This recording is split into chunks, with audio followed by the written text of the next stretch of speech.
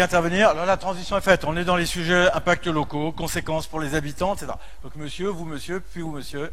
Je vous ai vu, plus quelques autres là-bas tout au fond. Il y a quelqu'un qui agite la main. J'ai un problème Est-ce qu'on peut m'aider de lumière dans les yeux? C'est pour ça que voilà. Je vous ai vu monsieur qui allait, et puis même vous devant. Je vous en prie monsieur. Donc on est là cette fois-ci sur la partie qui était introduite par le monsieur, hein, c'est-à-dire c'est un projet considérable, quels impacts pour les gens, comment tout ça se négocie sur. Je vous en prie monsieur. Oui, Jacques dans de l'esprit Crillon. de la question posée par la dame. Ça marche? Oui. Oui, bonsoir, Jacques de Crillon, donc j'habite Gravelines, je suis un retraité.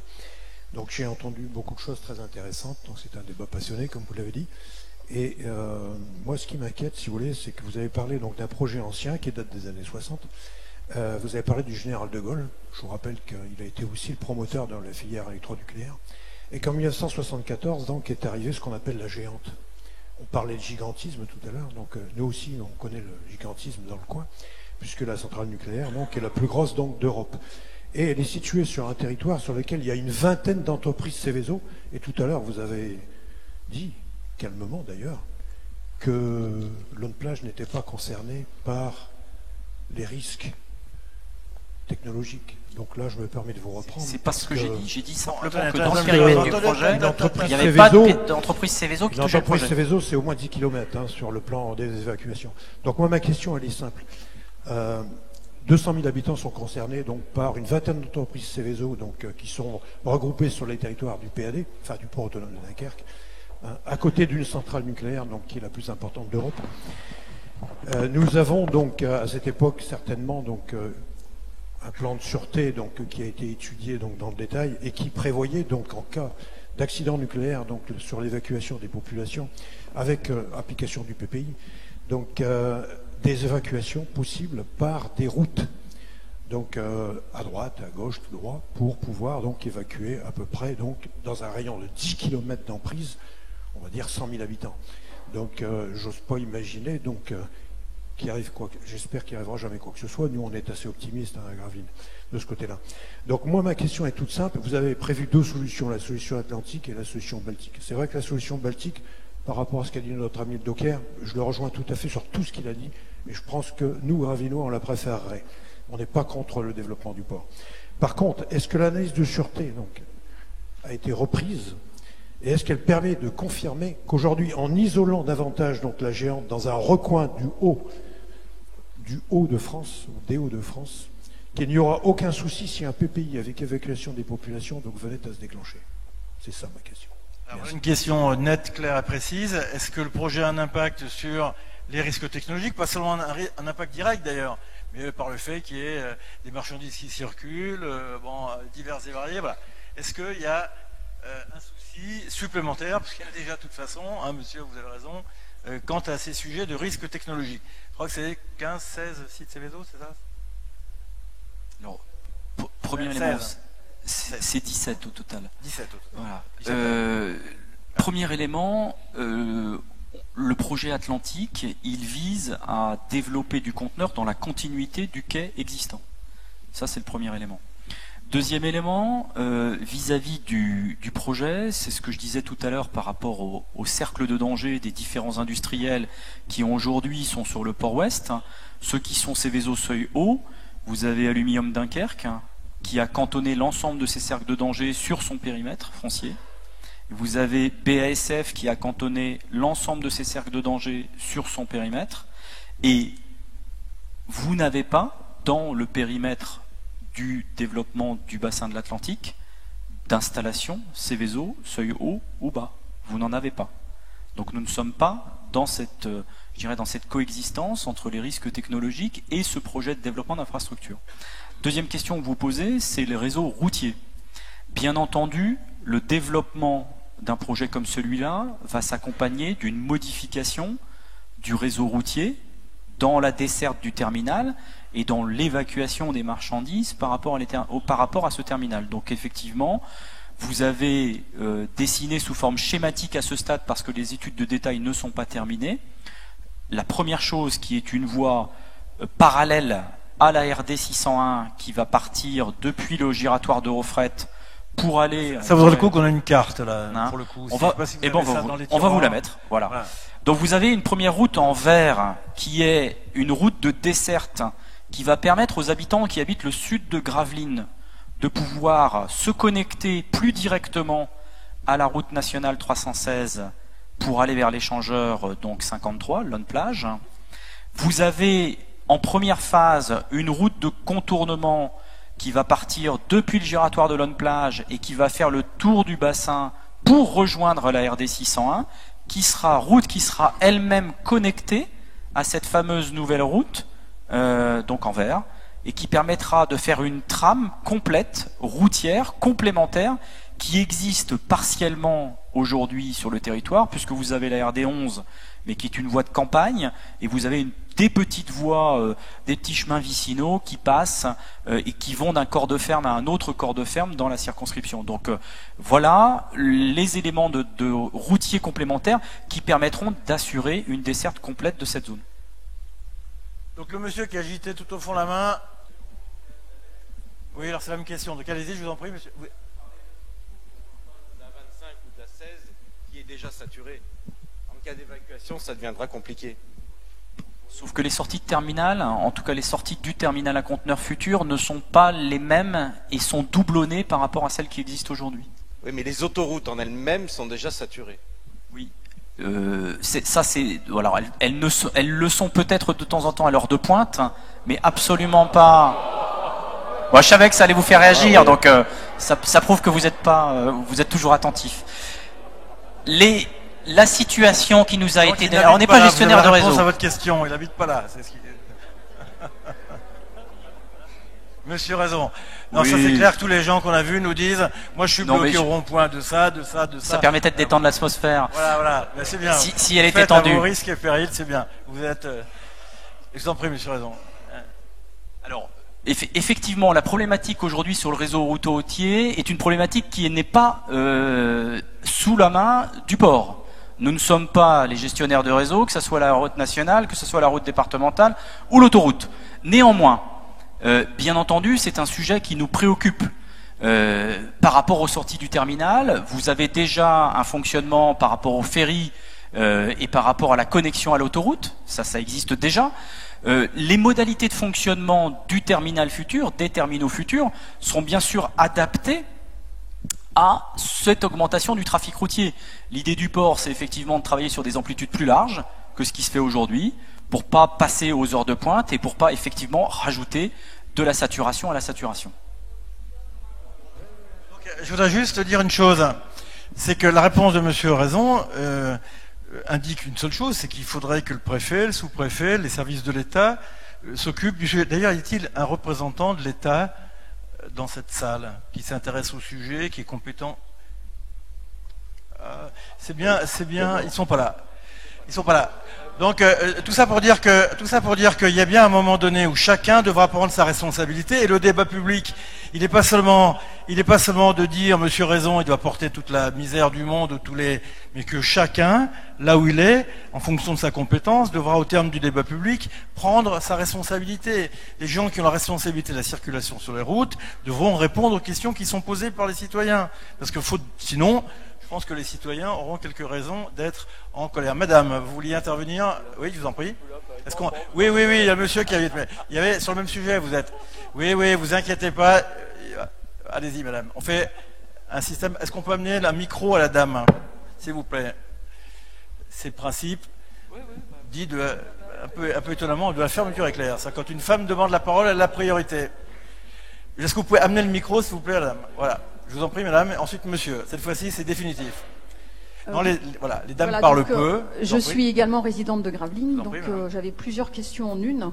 Et d'une, que faites-vous pour toutes les nuisances sonores, avec donc, d'après ce que j'ai compris, un trafic qui va avoir lieu 24 heures sur 24, puisque vous allez donc faire évacuer les conteneurs la nuit. Donc nous qui sommes résidents de Gravelines, on va entendre des bruits très sympathiques de jour comme de nuit. Vous allez multiplier le trafic de jour comme de nuit. Vous allez additionner plusieurs pollutions de jour et maintenant la nuit. À côté de ça, moi je vois le gouvernement qui prend des lois pour dire de limiter les voitures diesel en ville. Et vous venez nous implanter de la pollution encore plus pour faire quoi? Pour faire quelque chose d'encore plus pollué, aussi bien de façon sonore, de façon atmosphérique, même visuelle? Vous croyez que c'est beau, des murs de conteneurs? Encore une fois, monsieur, vous n'avez pas répondu à la question. Habitez-vous Gravelines? Habitez-vous Lonne-Plage? J'habite à Dunkerque, madame. Eh bien oui, donc vous êtes loin quand même des deux villes principalement concernées par cet énorme projet.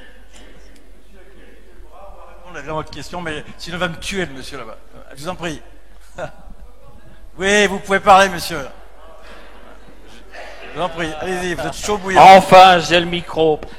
Dites-moi, qui c'est qui veut la peau de Dunkerque? Je vous en prie, monsieur. Bonne question. Ici, dans la salle, il y a un monsieur qui avait fait un joli article qui avait dit « Qui veut la peau de Porte Dunkerque ?» C'est vrai, j'ai eu l'occasion d'aller au Havre pour mes activités artistiques. C'est vrai que le Havre libre, eh ben dis donc, la députée, elle vous brûle, là. Si vous allez à Marseille, c'est pareil. C'est ça qui est étonnant quand même. On me dit, bon, j'ai entendu ce qu'a dit le patron des dockers, que je respecte. Moi, j'ai été au Havre, je vous assure, ils veulent de Dunkerque, ils ne veulent pas en entendre parler. Ils font tout. Et la députée, qui est là-bas, elle tire à feu sur nous. En disant que c'est bien gentil, disons comme la palisse. Vous avez dans le port Est des bassins qui sont vides, avec des bateaux qui rouillent, et vous allez faire dans le port Ouest des bassins. Il y a quand même quelque chose, remplissez d'abord ce qui est vide avant d'en faire d'autres.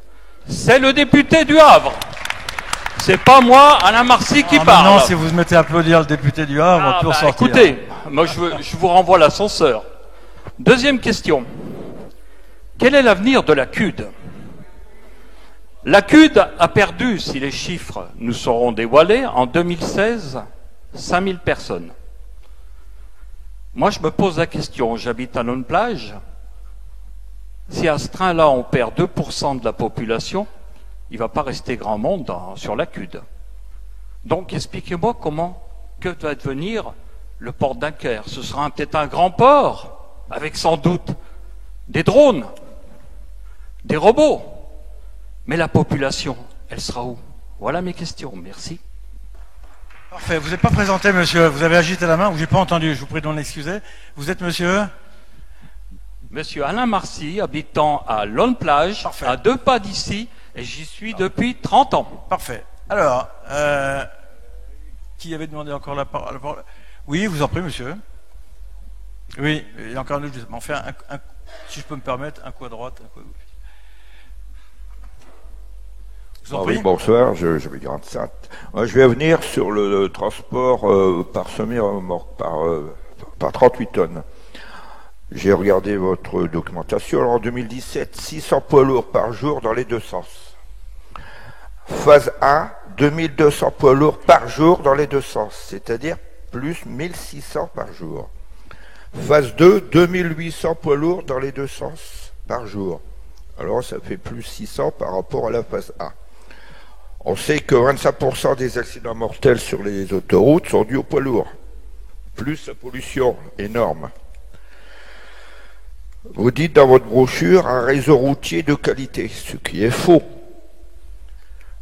L'autoroute A16, par exemple, n'est pas aux normes. Quand un poids lourd s'arrête sur la bande d'arrêt d'urgence, il a deux roues, enfin il y a tout le côté gauche sur l'autoroute. Et si on veut faire des travaux sur l'autoroute A16 pour leur mettre aux normes, c'est impossible.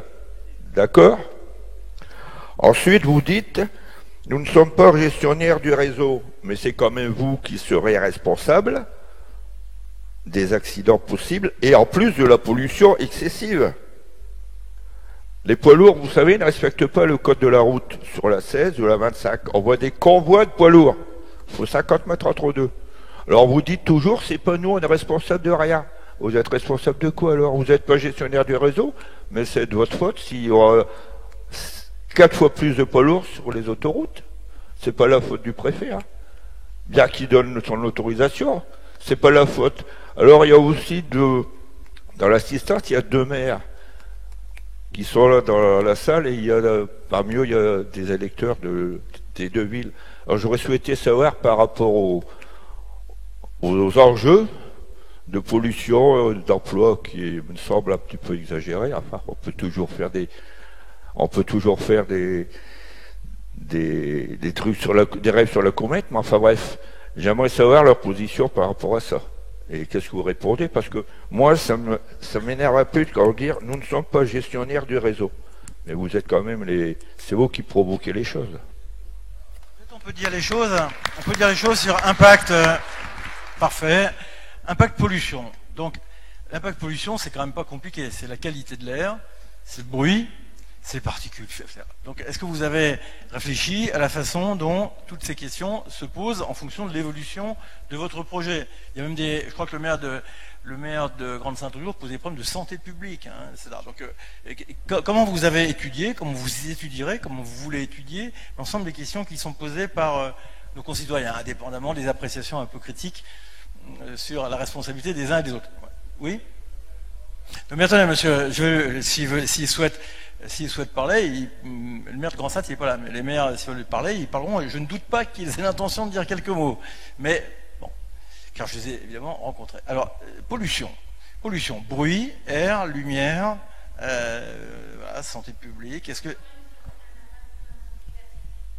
Alors, c'est une question, oui, impact environnemental, eau, hein, voilà, est-ce qu'on peut avoir des éclaircissements sur la façon, sachant qu'il y a un certain nombre d'éléments hein, qui se concernent dans le maître d'ouvrage. Je vous invite de toute façon, ça peut apparaître fastidieux, ça peut paraître compliqué, il faut y aller, quoi. Il faut aller regarder l'ensemble des éléments. Oui, mais il faut les regarder parce que tout ça est soumis à discussion. Vous avez sur le site des gens qui interviennent sur ces sujets de pollution, qui donnent des réponses aux questions pas celles du maître d'ouvrage, ils vont les donner. Mais voilà, donc je vous en prie, monsieur Raison. Alors, sur la question des pollutions et sur la question de la route, bien entendu, le port ne fuit pas ses responsabilités et la discussion qu'il aura avec l'État et la communauté urbaine, d'ailleurs il l'a démarré depuis très longtemps, sur les problématiques de poids lourds sur l'autoroute A16, qui d'ailleurs ne concerne pas que le port de Dunkerque, mais qui concerne aussi le port de Calais, puisque nous sommes deux ports sur le même littoral, avec un impact relativement important en matière de trafic routier.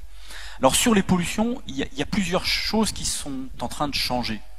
Je l'ai dit tout à l'heure dans mon introduction, nous souhaitons, au titre d'un outil que nous avons bâti avec un certain nombre d'opérateurs en France, nous souhaitons faire en sorte que le transport routier devienne de plus en plus propre et faire en sorte que, notamment, on puisse utiliser pour la longue distance le gaz naturel liquéfié, qui est beaucoup moins émissif en pollution, en particules fines, que le diesel.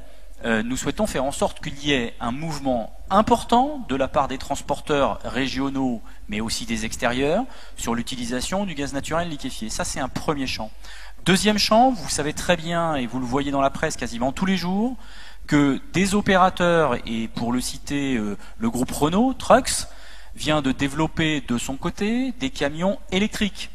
Donc vous avez une véritable révolution en matière de transport routier qui est en train de se faire, d'ailleurs à l'initiative du ministre Nicolas Hulot, qui souhaite mettre des objectifs extrêmement ambitieux en matière de changement de motorisation, et ça vaut pour la voiture, et ça vaut aussi pour les poids lourds. Donc ça, c'est un mouvement important, sachant que je vous rappelle que le projet que nous portons, c'est un projet qui verra son émergence, si bien sûr les décisions sont positives et si on passe tous les processus, qui verra son émergence en 2024. Et donc le monde aura quand même encore beaucoup changé d'ici à 2024, notamment dans le domaine des transports. Ça, c'est le premier point. Le deuxième point, c'est effectivement, ces projets, il faut faire en sorte, et vous avez tous tout à fait raison, il faut faire en sorte qu'ils soient le moins impactants pour les populations. Ça vaut pour le bruit, effectivement, le bruit routier. Alors, nous sommes, et je vous l'ai dit tout à l'heure en introduction, nous sommes en plein dans les études de modélisation sur le bruit. Nous ferons, et ça sera la phase d'après, l'ensemble des études d'impact, l'ensemble des modélisations sur la génération de bruit supplémentaire sur les infrastructures routières autour de l'on-plage, et bien entendu, et là aussi en partenariat avec la communauté urbaine, nous mettrons les dispositifs de protection adéquats vis-à-vis de la collectivité. J'ajoute que la communauté urbaine porte un projet de ceinture verte autour de l'on-plage qui n'est pas terminé, qui accompagne le projet de zone d'activité concertée qui est porté par la municipalité de Lonne-Plage. Et donc ce projet de ceinture verte, nous y travaillons avec la communauté urbaine et nous ferons le maximum pour ce qui est de la réduction du bruit. C'est évident. La difficulté, mais parce que j'anime un certain nombre de débats ici ou là, c'est que les gens sont pas portés spontanément à croire les maîtres d'ouvrage, quoi. Ça, faut le dire. C'est-à-dire qu'il y a une expérience qui fait que les gens, ils veulent voir. Donc, la seule façon qu'on a de voir, c'est pas que vous leur disiez n'importe quoi, parce que vous leur avez pas dit n'importe quoi. Quand il y a des problèmes, vous dites qu'il y a des problèmes, mais c'est qu'ils soient informés sur la façon dont on va traiter ces questions. Et donc il est important, de même qu'on a parlé tout à l'heure de l'emploi et de la façon dont on traiterait cette question, et dont les citoyens seraient en vigilance permanente ces questions, dont on entend traiter ces questions. Donc un élément, si ce débat public il sert à quelque chose, c'est quand même de faire en sorte que les citoyens ils puissent non seulement venir comme ça à des réunions où ils ont des réponses plus ou moins, dont ils sont plus ou moins satisfaits, mais que dans la continuité, ils puissent suivre la façon dont tous ces sujets, les uns après les autres, et en particulier qu'ils soient documentés, parce qu'on ne peut pas documenter. Par exemple, est-ce qu'il y a des études qui ont été faites sur cette question qui était posée 2 fois, sur l'accidentologie, sur la 16 ou sur la 25. C'est les accidents, qui en est responsable, ou quelle fréquence. Est-ce que, vous voyez, les citoyens ont besoin d'avoir un certain nombre d'éléments qui sont portés à leur connaissance, qui leur permettent à la fois de confirmer ce que vous dites ou d'infirmer ce que vous dites, qui leur permettent de se faire une opinion en pour et en contre. Donc c'est un des enjeux, moi à mon avis, assez fort. Monsieur Berthenet donne la parole, mais un monsieur qui agitait tout ça. Par ailleurs, il a posé la question, est-ce que le port Est, là, il dit, mais quand même, c'est tout vide, on voit, voilà, et pourquoi voilà, bon. Là, la réponse est rapide et assez simple. Au port Est, le tirant d'eau des navires qui peuvent rentrer, c'est 14,20 mètres pour une longueur maximum de 290 mètres. Les porte-conteneurs que vous voyez tous les mercredis à Lonne-Plage, les bateaux de 18 000 équivalents 20 pieds, ils font 400 mètres de long et 16,50 mètres de tirant d'eau. Donc de toute façon, aller remplir un port Est qui n'a absolument pas les caractéristiques pour pouvoir développer un projet conteneur, c'est strictement impossible. Reste que les gens nous posent la question, que va devenir le port Est, quoi. Ça, c'est un sujet qui est posé, alors peut-être moins ici qu'ailleurs, mais enfin, en tout cas, la question, elle est posée, et c'est pas forcément le port qui peut répondre, mais est-ce que vous pouvez dire des choses là-dessus? On parle de reconquérir des bouts de ville, qu'est-ce qu'il en est? Les terrains sont-ils pollués? Est-ce qu'ils sont récupérables? Qu'est-ce qu'il en est du port Est aujourd'hui? Alors, c'est un débat qu'on a eu plusieurs fois, même si c'est pas le débat du projet CAP 2020, parce que le projet CAP 2020, il est strictement limité au port Ouest. Mais néanmoins, je vais quand même vous répondre. Sur le port Est, on a aussi un certain nombre de relocalisations industrielles qui d'ailleurs ont été annoncées par Partizbergrit au mois de septembre, puisqu'on a une nouvelle unité de production de plaqueaux de plâtre qui va s'installer et qui est limitrophe à l'ancienne raffinerie SRD. On a une unité de production de ciment écologique qui s'installe et qui est quasiment terminée, qui s'installe là aussi à côté d'Arcelor. Donc nous travaillons au quotidien pour relocaliser, je reviens sur le débat et la question de madame tout à l'heure, pour relocaliser des activités industrielles aussi au port Est, puisqu'effectivement nous ne pouvons pas nous permettre d'avoir une partie du port qui serait en déshérence et une partie du port qui deviendrait le nouveau port. On travaille aussi bien à l'Est qu'on travaille sur le port Ouest. Alors donc quelqu'un qui a agité, mais si c'est le même que tout à l'heure, non. On repart. Je vous en prie, monsieur. Allez-y. Voilà. Parfait. Bonsoir. Monsieur Houters, salarié dans une entreprise de vrac, échelonnois d'habitation. Depuis tout à l'heure, on parle d'un beau projet qui est basé uniquement sur le conteneur. On a carrément occulté le vrac. Aujourd'hui, moi je peux vous dire, ArcelorMittal, c'est le premier employeur du bassin dunkerquois. Ça, c'est certain. Le conteneur, comme vous le présentez, c'est peut-être, on verra, c'est des chiffres, des statistiques. Mais aujourd'hui, vous n'avez pas parlé de la politique industrielle du port de Dunkerque. Pouvez-vous nous donner votre axe de développement au niveau du vrac? C'est la question de la première partie, mais vous avez raison, vous faites en fait comme vous voulez. Voilà. Allez-y. Alors, c'est une question très importante. La première chose sur l'industrie, le conteneur c'est une industrie. Donc moi je n'oppose pas les industries entre elles. Ça c'est le premier point. Donc la politique industrielle du port, comme je l'ai dit dans mon exposé, elle a plusieurs pieds. Si on imagine une table, il y a 4 pieds dans une table. Donc voilà, il y a le roulier, le transport donc ferry, il y a le conteneur, il y a les vracs liquides, et puis il y a effectivement l'activité d'ArcelorMittal. Alors je vous rassure, monsieur, On travaille tous les jours avec ArcelorMittal pour améliorer la compétitivité du site. Tous les jours, nous sommes en relation avec les opérateurs du vrac. Je peux vous assurer que depuis 3 ans, nous défendons bec et ongle la sidérurgie dunkerquoise. Et bien entendu, le sujet, c'est de faire en sorte que cette industrie qui forme le pilier de l'activité et des emplois du Dunkerquois soit la plus pérenne possible et sur le très long terme. Donc c'est des choses que nous faisons avec le quai du Port Ouest, c'est des choses que nous faisons au Port Est, c'est des choses que nous faisons sur toute l'utilisation des coproduits d'ArcelorMittal, sur tous les sujets, l'eau industrielle, l'alimentation électrique, l'alimentation en gaz, l'alimentation en oxygène liquide. Sur tous ces sujets, nous travaillons très régulièrement avec le groupe ArcelorMittal. C'est notre politique industrielle, mais elle ne vaut pas que pour ArcelorMittal. Vous savez, dans mon bureau hier, il y avait les sucriers du nord de la France, qui exportent dans le monde entier. Ils étaient dans notre bureau pour des projets de développement. Nous avons les cimentiers, nous avons les céréaliers, qui étaient encore dans mon bureau ce matin pour d'autres projets de développement. Tous ces industriels, parce que ce sont tous des industriels, ont la même attention de notre part que l'activité conteneur. Donc nous sommes sur une multitude d'actions commerciales avec, et je le signale, et c'est une des caractéristiques du port de Dunkerque, et je voudrais remercier tous nos partenaires, avec globalement tous les partenaires qui forment une équipe soudée pour faire en sorte que le port, comme le disait monsieur tout à l'heure, habitant de Lonne-Plage depuis 30 ans, qui forment une équipe soudée pour que le port de Dunkerque continue à exister encore pendant beaucoup d'années. Voilà, c'est ça notre objectif. Quand même, pour qu'on soit bien dans la lignée des questions qui ont été posées, celle-ci est tout à fait intéressante. Comment vous comptez associer les citoyens à l'observation, à la mesure et à l'évaluation des conséquences du projet, et si possible par anticipation, que vous nous présentez? Moi, j'ai amené des débats sur les incinérateurs. Le maître d'ouvrage disait il y aura telle pollution, les citoyens disaient bah non, on n'a pas du tout cette impression-là. On a mis en place des dispositifs, mais c'est vrai d'ailleurs dans d'autres domaines, pour évaluer les odeurs, pour évaluer qui permettent de se rendre compte, de réduire la différence, parce que il y a sans doute un certain nombre de gens qui croient ici ce que vous dites et qui ont parfaitement, puis aussi des gens qui sont sceptiques.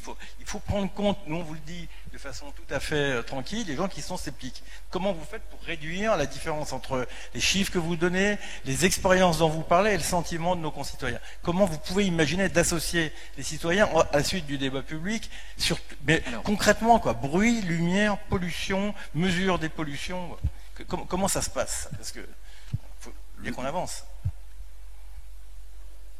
Oui, je vous en prie. D'accord, très bien. Le port et d'ailleurs c'est un de ces axes dans le projet stratégique. Il y a 4 axes, port Nord de France, port Gateway, et le troisième c'est port partenaire. Alors pourquoi port partenaire? On a une caractéristique dans le port de Dunkerque, d'ailleurs c'est vrai avec tout le monde, c'est que par exemple on a un partenariat, alors peut-être n'est-il pas encore suffisamment bon, mais on a un partenariat avec l'ensemble des associations ornithologiques pour pouvoir avoir l'accès au littoral. Donc on a travaillé aussi avec Dunkerque LNG. On a un partenariat avec Atmo, on est membre d'Atmo, donc le réseau d'observation de la qualité de l'air. On a des partenariats avec la communauté urbaine, l'ensemble des services. On a des partenariats avec une multitude d'acteurs sur le territoire. Donc l'observation, et ce qu'on appelle le monitoring en anglais, c'est-à-dire la mesure de l'ensemble de la qualité de l'environnement, c'est quelque chose que l'on fait depuis plus de 10 ans. Donc bien entendu, les systèmes, ils existent sur le territoire, on les utilise, et surtout on rend compte avec un outil qui est extrêmement important, qu'on a créé à l'initiative de Philippe Berthenèche, qui n'arrive pas à parler, mais qui va peut-être parler dans la suite. Si je lui donne la parole. Si vous lui donnez la parole, bien entendu. Et qui s'appelle le plan d'aménagement et de développement durable du port. Plan d'aménagement et de développement durable du port, c'est un outil que nous avons créé au sein du Conseil de développement du port pour faire en sorte que les thématiques environnementales soient traitées et observées au fur et à mesure du temps de façon extrêmement précise. Ce plan d'aménagement et de développement durable, il est suivi de tableaux de bord avec des indicateurs et nous pouvons référencer l'ensemble de nos politiques environnementales sur ce tableau de bord avec ces indicateurs. Donc voilà, c'est un outil simple où on peut voir effectivement est-ce que le nombre d'espèces protégées est plus important cette année, est-ce que la qualité de l'air s'est améliorée, est-ce qu'il y a plus de bruit, moins de bruit, etc. Est-ce que la qualité de l'eau est toujours la même, est-ce qu'on a eu un impact sur les eaux superficielles, est-ce qu'on a eu un impact d'impact sur les eaux souterraines, etc., etc. Donc c'est un outil qui existe déjà et qui d'ailleurs est disponible au port et que vous pouvez largement consulter. Tenez, acheté la parole. 2 personnes ont demandé, une dame, une autre dame. Donc voilà, vous-même, monsieur. On fait un homme, une femme, c'est le principe. Priorité à la parité. C'est un élément de la modernité républicaine désormais. Je vous en prie, madame. Bonsoir, monsieur. Vous faites bien de donner la parole à une femme, je vous en remercie. Voilà. Alors, monsieur le directeur, bonsoir. Je vous félicite tout d'abord parce que vous faites face à une assemblée. Depuis tout à l'heure, vous répondez autant de questions et vous avez toutes les réponses. Donc, c'est formidable. Alors, je vais continuer. Je vous remercie tout d'abord par rapport à ce débat public, parce que donner la parole aux habitants, c'est quelque chose qui me touche à cœur. Par contre, ma première question, ce sera la suivante. Qu'allez-vous faire de cette parole ce soir et des autres réunions publiques qui ont eu lieu, puisque ce soir, on aborde de nombreux sujets que tout le monde connaît ici, dans chaque ville. Tout le monde sait qu'il y a des problèmes de nuisance sonore, des problèmes de nuisance atmosphérique, des problèmes de nuisance au niveau des poids lourds, puisque le matin, il nous faut un peu plus de temps pour arriver au travail. Tout ça, tout le monde en est conscient, monsieur, même si vous voulez qu'on aborde tous ces sujets ce soir. Bien. Ensuite, donc, la valeur de la parole donnée aux habitants. Quand le débat public sera terminé, monsieur le directeur, quand vous rentrerez chez vous, quelle décision allez-vous prendre? Qui décidera de ce qui va s'implanter sur l'une plage? Quel site allez-vous choisir? Est-ce que c'est vous qui prenez la décision du site de la Baltique ou de l'Atlantique? Ou est-ce que ce sont les habitants ici qui sont associés à la décision? Puisqu'on a la parole, autant en profiter. Alors j'aimerais bien savoir par la suite ce qui va se décider, qui sera acteur et que fera-t-on de la parole des habitants? Merci. Très bien. Une question qui méritait d'être posée. Quelqu'un d'autre au même endroit voulait poser la question? Alors vous, monsieur, allez-y. Et puis après, on va. J'ai en mémoire 3 personnes qui ont demandé à reprendre la parole. Je vous en prie. Merci. Donc syndicaliste aussi comme monsieur Gons, mais pas du même côté. Donc je vais pas prendre un petit peu plus de temps. Donc oui pour l'emploi, oui pour la formation, oui pour les jeunes, oui pour l'avenir, mais pas n'importe quel prix. Donc 2 questions toutes simples. Monsieur le directeur, avez-vous une projection sur les entreprises et leurs nationalités qui vont investir et s'implanter sur les zones, sur vos zones logistiques? Et sous quelles conditions d'emploi éventuellement pouvez-vous agir en tant que, puisque vous êtes propriétaire, sur le contrat social, sur le contrat salarial de tous ces jeunes et de tous les l'avenir des Dakarquois? Alors, j'ai 2 questions différentes. Allons-y sur la première. C'est-à-dire, finalement, est-ce que vous n'êtes pas en train d'amuser la galerie, là, avec... enfin, quand je dis vous, moi, par conséquent, d'ailleurs, de la même façon, hein, surtout moi, d'ailleurs. Finalement, ouais, interroger les gens, et puis, en vérité, la décision est déjà prise, ce qui n'est pas vrai, monsieur. Je dirais quelques mots tout à l'heure là-dessus. Sur, bon, alors, voilà, parce que tout ça, c'est quand même une grosse arnaque.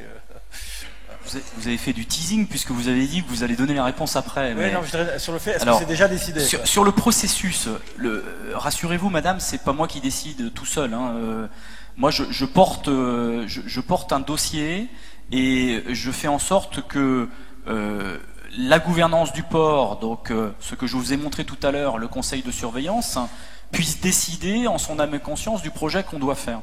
Alors avant, il y a une phase capitale dont voulait peut-être parler M. Archimbaud, qui est le rapport que doit rendre la CPDP sur le débat public. Hein, ça c'est le premier point, c'est-à-dire que cette phase de débat, elle s'arrête le 22 décembre, il y a un rapport qui doit être produit autour du mois de février, et qui va dire, bah voilà ce que nous avons entendu, voilà les recommandations que nous pouvons faire, et puis après je suis pas suffisamment compétent et aussi compétent que Jacques Archimbaud, donc je le laisserai compléter. Donc après, il y a une phase qui va durer entre le mois de mars et le mois de juin, qui est que le port donne une suite à ce projet? Ça sera une décision qui sera prise par les organes de gouvernance du port, et c'est le conseil de surveillance du port, avec les membres du conseil, qui décidera si, oui ou non, on donne une suite, et si oui, quelle est la suite qui sera donnée. Moi, je vais vous faire une réponse personnelle et une réponse politique à la question politique, au sens fort de ce terme, la question qui a été posée. Moi, si j'avais la conscience, en venant ici, que la décision était déjà prise et que je servais à animer une bouffonnerie, je ne serais pas venu. Première chose, j'ai animé 3 débats publics nationaux. Un premier sur le stade de la Fédération française de rugby, un débat public, plusieurs milliers de personnes. Monsieur Laporte, président de la Fédération française de rugby, vient décider d'abandonner ce projet. Un deuxième sur le réseau Express Grand Lille, animé par monsieur Percheron, c'était dans l'ancien temps, si je peux me permettre cette expression, sur le réseau Express Grand Lille. Le projet a été très profondément modifié. J'ai animé un 3e débat public sur un projet de métro à 2 milliards d'euros. Le projet a été très significativement modifié dans son environnement. Donc ça, c'est une réponse personnelle. Tout ça est facile à vérifier. Deuxièmement, la réponse politique.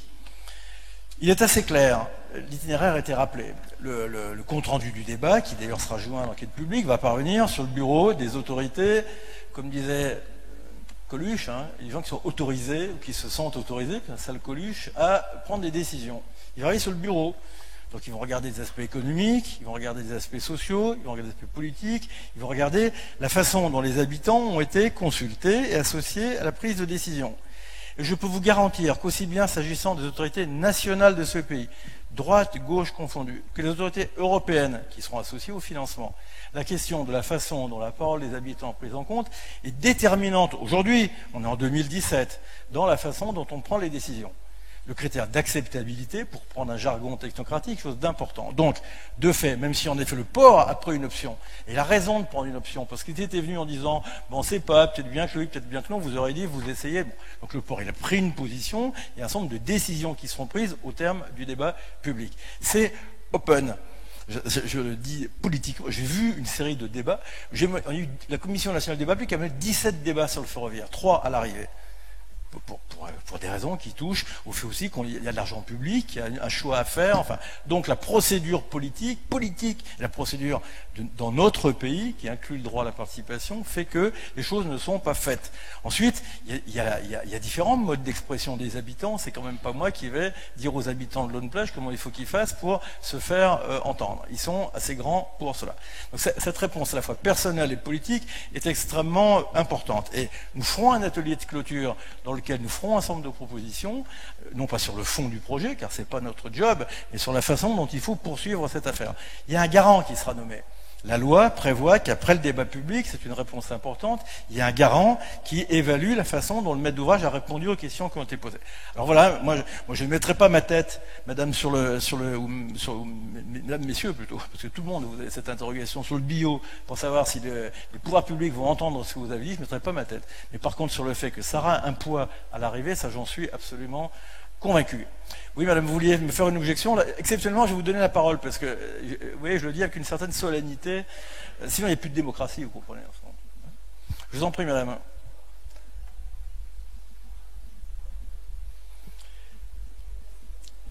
Alors voilà, donc c'est une hypothèse qui est parfaitement posée. La question du référendum, c'est une question qu'on discute. Est-ce qu'il faut le faire à Laune-Plage, ailleurs, ici, avec les gens concernés, tout Dunkerque, enfin, on a eu cette discussion-là à propos d'un autre sujet sur lequel on a eu l'occasion de se pencher. Vous voyez un exemple de situation dans laquelle le débat public n'a pas été entendu, pour plein de raisons. Notre-Dame-des-Landes, le projet, il en est où aujourd'hui ?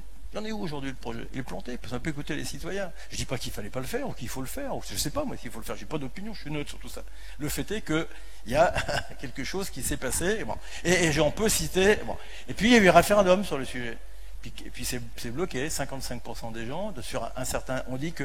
Donc voilà, on a des contradictions, c'est compliqué. Néanmoins, la suggestion mérite d'être posée comme on consulte les habitants. Voilà, donc c'est une réponse. Je vous en prie. J'étais peut-être un peu long dans ma réponse, mais quand même, il fallait que les choses soient dites. Je vous en prie, madame. Attendez, on va vous donner le micro, madame. Voilà. Merci beaucoup. Véronique de Miribel, présidente d'association. Alors, laquelle, madame, laquelle ? La Voix du Littoral. D'accord. Et ce soir, j'ai la ferme impression que tout le monde serait d'accord pour que l'on crée des emplois et qu'on ait un port qui fonctionne bien, pas avec 1% de plus, 2% de plus tous les ans, ou 5% de moins, ou 10% de moins quand on a une raffinerie qui ferme, mais que la question environnementale, la question de la vie de chacun est particulièrement importante. J'ai entendu ce soir que les deux moyens de transport que l'on pensait utiliser pour dispatcher ces conteneurs seraient éventuellement le ferroutage, éventuellement la route. Et il reste une troisième solution qui est la moins chère, qui est une solution de transport sur l'eau. Puisque vous avez étudié ce projet, j'aimerais savoir si vous avez pris contact avec les voies navigables de France et quel est l'impact financier pour que l'on puisse développer ce moyen de transport propre qui satisferait tout le monde. Alors, vous aviez demandé la parole, Monsieur le Président du Conseil de développement. Je vous la donne. Il est bien quand même que les Launois puissent s'exprimer. Je vous en prie. Est-ce que... tenez, comme ça... Merci, ça perd un peu... aussi, mais... Non, mais ça perd un peu de sa saveur quand on réagit très longtemps après les questions qu'on voulait poser, mais c'est comme ça. Non, moi je voulais réagir à un moment, il a été éventuellement envisagé l'option 0. Et je pense que dans la salle, il y a des gens qui envisagent l'option 0. Et je voulais réagir à ça. Moi, j'interviens... C'est pas faire, hein. L'option 0, c'est pas faire le... C'est pas faire, ouais. Bon, moi, j'interviens en tant que... pas en tant que président du Conseil de développement, j'interviens en tant qu'ancien directeur d'une entreprise de manutention avec une vie portuaire relativement intense pendant une trentaine d'années. Et ce que je voulais témoigner, c'est que le port, c'est un mélange de trafic avec certains qui baissent, qui disparaissent, d'autres qui apparaissent. C'est que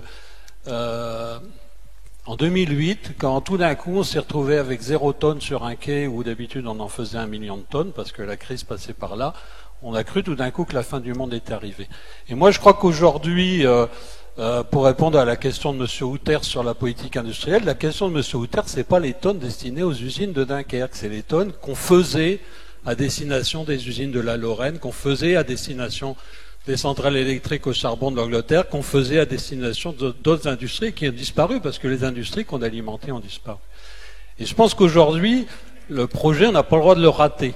Après qu'il y ait des débats sur faut-il le faire à Atlantique ou Baltique, ça je veux bien qu'on ait ce débat, mais on n'a pas le droit de rater ce projet si on veut que le port de Dunkerque continue à exister. C'était ça mon propos.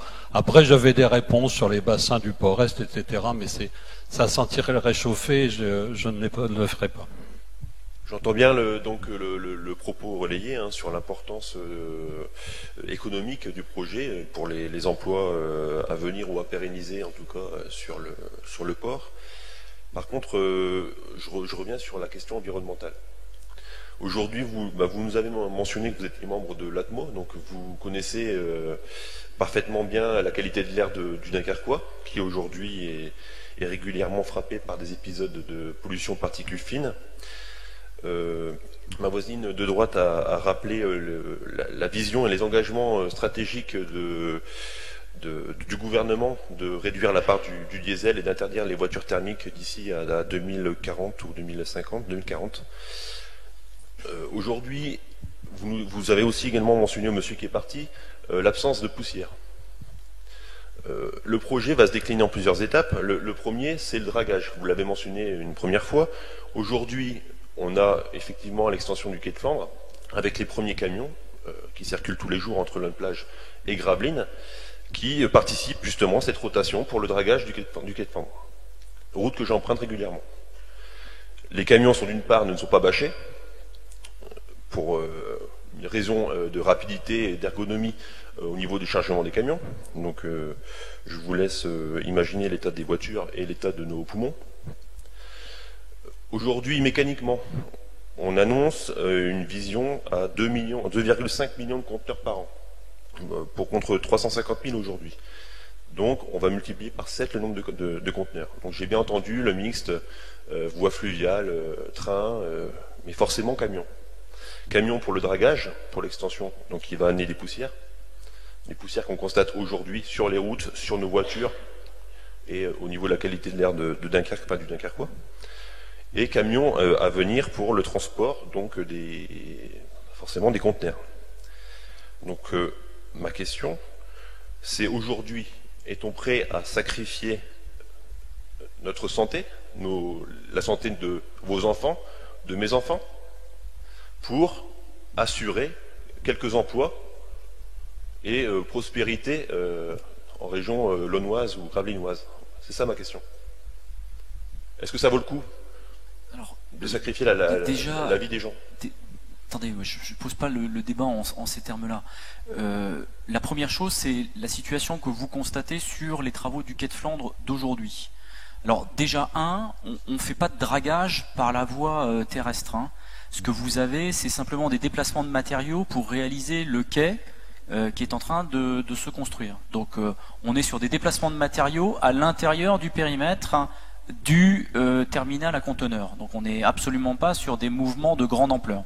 Ça, c'est le premier point. Le deuxième point, c'est les modalités de réalisation du dragage. Le dragage sur le quai de Flandre actuel ou sur le bassin de l'Atlantique se réaliseront de la même façon. C'est un dragage qui se fait par la mer, qui se fait en utilisant des canalisations pour pouvoir faire du remblai, ce qu'on appelle du remblai hydraulique, ce qu'on a déjà fait d'ailleurs largement dans l'opération de terminal méthanier. Et en fait, on prend les matériaux sous l'eau, on envoie ces matériaux de façon humide sur des plateformes, le tout, on renvoie l'eau salée vers la mer, et on obtient des plateformes qui ne génèrent pas de poussière si on les stabilise relativement rapidement par la suite. Donc si vous voulez, le sujet, il n'est pas dans l'émission de poussière sur les travaux. Le port prend des engagements en matière de réalisation et il n'y a pas de dragage par la voie terrestre. Ça n'existe pas, ça n'existera pas sur Dunkerque. La réalisation du quai actuel, elle est un peu spécifique puisque une partie est réalisée sur le bassin et donc il a fallu faire ce qu'on appelle un épaulement et ramener du sable sur le bassin. Et alors que dans le projet Atlantique, nous réaliserons le quai en pleine terre, c'est-à-dire que là, il n'y a pas d'eau à droite, pas d'eau à gauche, et le quai se fait à l'avancement sur un territoire terrestre. Donc là aussi, si vous voulez, c'est pas du tout les mêmes contraintes, et donc il y a beaucoup moins de déplacements de matériaux dans ces cas-là qu'il n'y en a dans le chantier actuel. Donc voilà, ce sont des modalités techniques, et c'est bien l'étude d'impact sur le dossier qui fera l'objet, s'il y a décision positive, d'un avis des services du préfet et d'une consultation du public lors de l'étude d'impact pour que, effectivement, l'ensemble des dispositifs environnementaux et de protection soient pris pour qu'il y ait le moins de répercussions sur la population. Monsieur Gons, mais vous n'avez pas eu votre réponse. Vous savez, il y a quelqu'un qui avait dit une fois, c'est ma question. C'est votre réponse, c'est ma question. Il reste exactement dans ce débat 20 minutes. Donc il faut absolument qu'on partage le temps en autant de personnes qui veulent demander. Vous, madame, qui veut encore parler la parole? Puisque ça va être assez simple. 20 minutes, on peut jouer un peu les arrêts de jeu, puisqu'on a commencé trop tard. Donc je vais diviser le temps en nombre de gens qui doivent parler, d'autant que les maires ont été interpellés. Priorité étant donnée à ceux qui n'ont pas parlé. Donc, qui veut parler encore? Vous, madame, vous, monsieur, donc Franck, Gons, vous, madame, vous, ça fait 8 personnes. Donc allez, 20 minutes, 25, 3 minutes, on est sur les 3 minutes. Alors, bon. Donc toute personne qui dépasse les 3 minutes prend le temps de parole des 7 autres. Je dis pas ça pour... Promis, 3 minutes.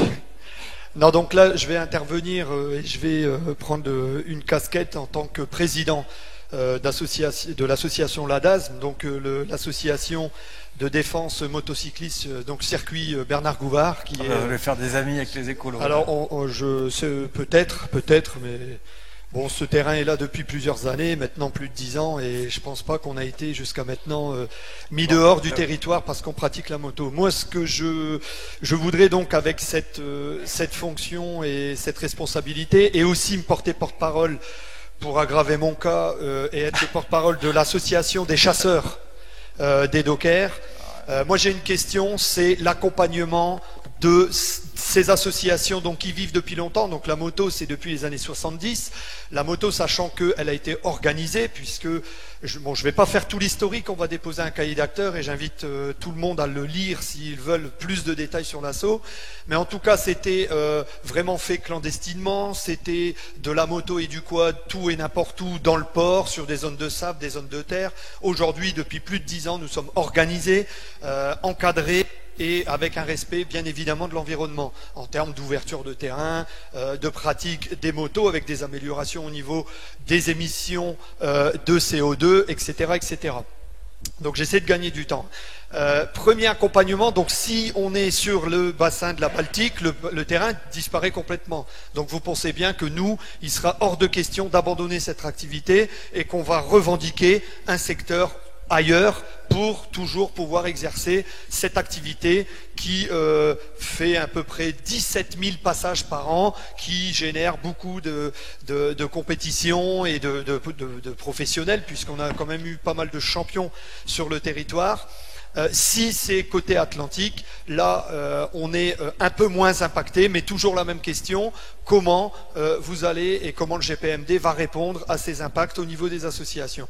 Ça va être vrai aussi pour le côté chasse, puisque là l'association de chasse des dockers, elle est vraiment implantée côté Atlantique. Donc là, si c'est l'Atlantique, là aussi disparition d'une association qui a plus de 40 ans, qui respectent la nature, parce que je peux vous dire que les camarades, c'est pas des gens qui chassent à la battue, c'est pas des gens qui tuent n'importe comment, c'est 2 fois par an avec l'Office national de la chasse des contrôles, des comptages, c'est des gens qui ont créé des zones humides avec les huttes, vous savez comment ça...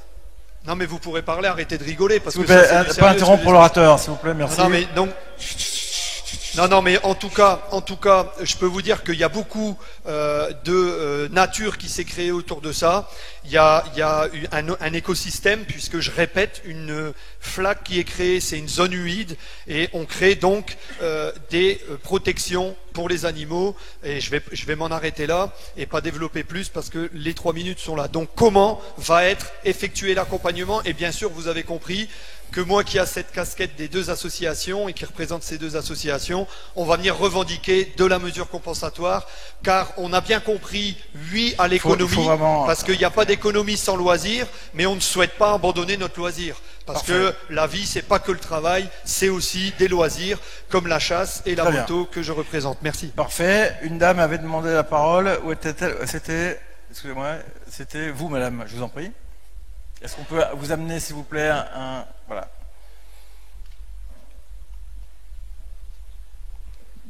Bonsoir, je m'appelle Séverine Simoins, je travaille au CHRU de Lille et je vis à Lonne-Plage.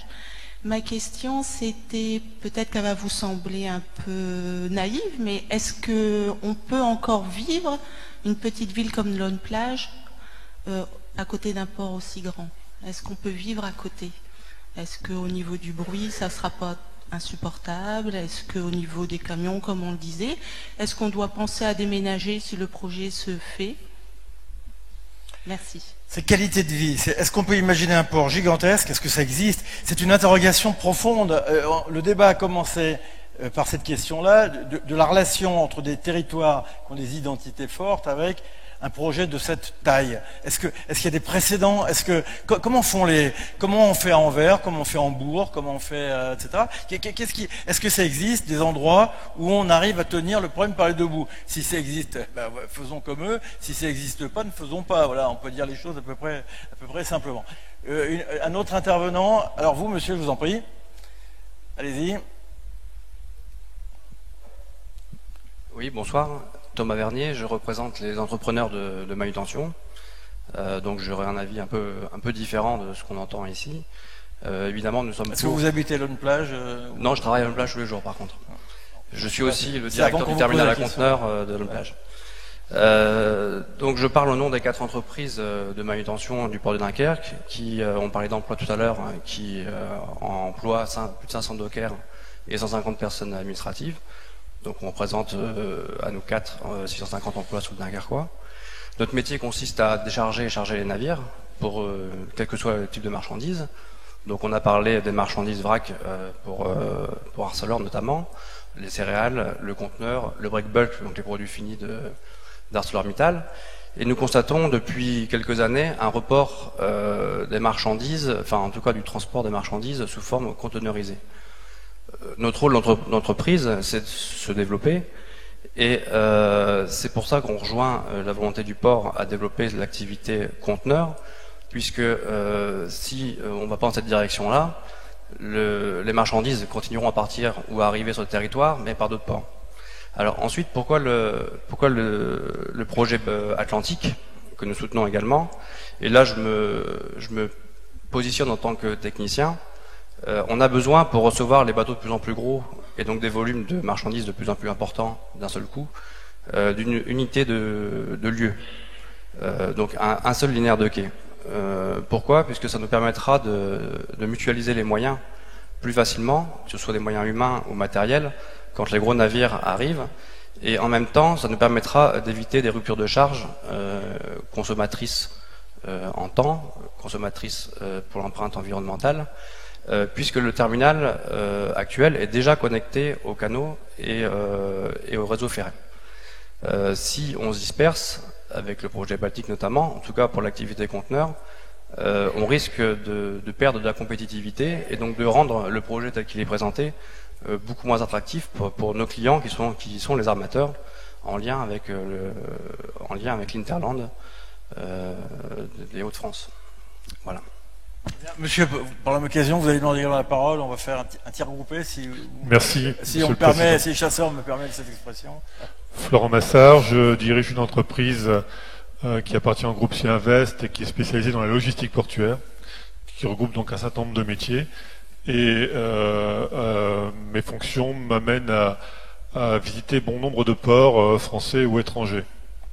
J'aimerais, à l'occasion de cette prise de parole, rétablir quelques vérités. La première d'entre elles, sur l'Interland. Je ne pense pas que ce projet, sa première vocation soit d'aller chercher des conteneurs sur le port du Havre, mais d'abord d'aller chercher des conteneurs qui sont juste à côté de chez nous, qui sont dans un rayon d'une centaine de kilomètres pour la plupart, et qui représentent, comme l'a dit Monsieur Gons, déjà plusieurs centaines de milliers de conteneurs aujourd'hui, 600 000. Merci. L'Interland donc de Dunkerque, c'est d'abord son territoire, c'est les Hauts-de-France. Ce qu'on observe dans les ports français, c'est que chacun a son Interland. Je le précise pour l'Assemblée, puisque j'ai observé que très peu d'acteurs portuaires sont intervenus ce soir. Chaque port a son Interland. Le port du Havre, c'est la vallée de Seine. Le port de Marseille, l'axe rhodanien. Et ce que je veux préciser, c'est que le port de Dunkerque a rendez-vous aujourd'hui avec son histoire et avec son futur surtout. Et c'est vraiment une occasion à ne pas rater. Il faut absolument que ce projet voie le jour. On a, Monsieur Fournier évoqué tout à l'heure, des projets qui n'ont d'un autre âge. C'est sans doute la raison pour laquelle le port d'Anvers construit actuellement la plus grande écluse du monde et que le port de Rotterdam a bénéficié d'un bon nombre d'investissements, Maasvlakte 1, Maasvlakte 2, qui en font aujourd'hui un pôle logistique extrêmement attractif. Voilà, parce que c'est le propos que je souhaitais évoquer ce soir. Merci. Merci beaucoup, monsieur. Qui d'autre encore demande la parole dans les 6 ou 7 Vous, madame, je vous en prie. Je donne en priorité la parole à ceux qui ne sont pas exprimés. Oui. Un petit passe-droit. Allez-y, madame. Oui, donc j'habite Lanne-Plage depuis plus de 30 ans, 35 ans exactement. Et de manière très égoïste, je veux revenir sur la situation de la ville de Lanne-Plage. Comme disait la dame précédemment, notre cadre de vie qui est jusqu'alors excellent. Voilà, on a la ville et la campagne. Enfin bon, est-ce qu'il faut déménager de Lanne-Plage? Parce que quand je regarde le plan qui nous est présenté dans le dossier, on voit que Lanne-Plage, je trouve que c'est la ville la plus concernée par ce projet. On est entouré d'une zone industrielle. Voilà, c'est ce que je vois, hein, les zones assurées en rouge. Alors, qu'est-ce qu'on aura à nos portes? Des locaux, je sais pas, des locaux de stockage, voilà. Moi, je voudrais un peu savoir concrètement ce qui nous attend. Est-ce qu'il faut effectivement déménager, monsieur le maire? Parce que monsieur le maire, jusqu'à présent, nous a fait une très belle ville. Donc voilà, le risque est là. Et aussi, on a parlé tout à l'heure du problème de la circulation. Donc non seulement la 16, mais déjà aux portes de l'On-Plage. Moi j'habite à la sortie de l'On-Plage, donc Bourbourg. On a ce parking qui est sur le parking poids lourd qui appartient, je crois, à la commune qui est situé sur la commune de Créwick, qui pose énormément de problèmes. On n'arrive pas à accéder à nos quartiers.